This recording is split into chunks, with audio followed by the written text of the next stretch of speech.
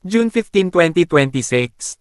Yusek Claire Castro, nagpahayag kaugnay ng utos na special session ni President Bongbong Marcos.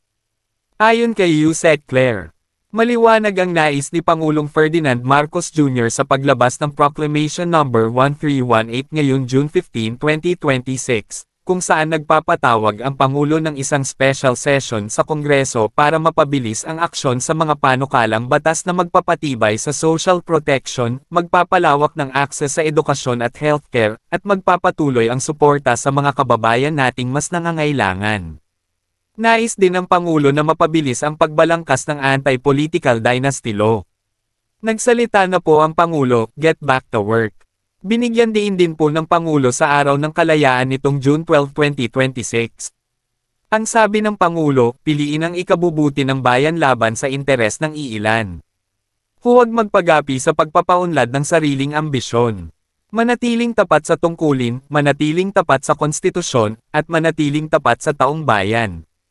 Yan po ang nais ng Pangulo. Maliwanag ang naisin ni Pangulong Ferdinand R. Marcos Jr.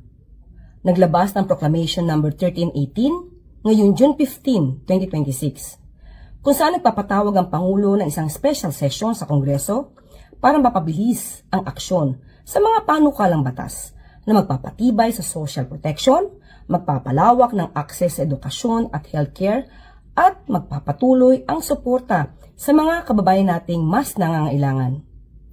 Nais din ng Pangulo na mapabilis ang pagbalangkas ng anti-political dynasty law. Nagsalita na po ang Pangulo, get back to work.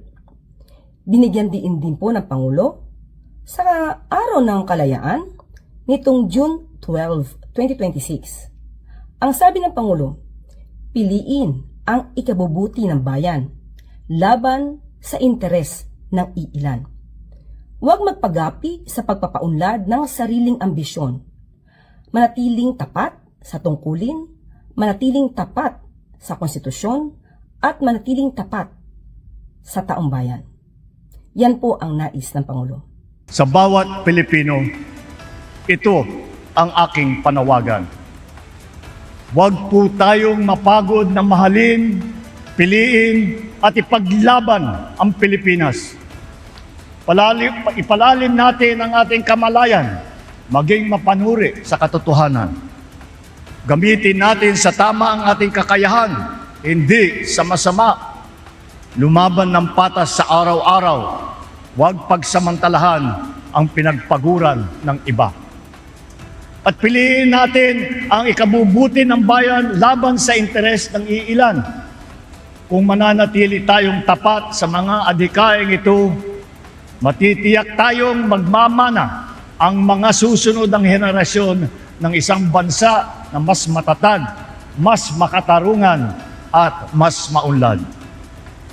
Tandaan natin na ang kapayapaan, kasarinlan at kalayaan na ating tinatamasa sa ngayon ay tinubos ng dugo ng mga nauna sa atin.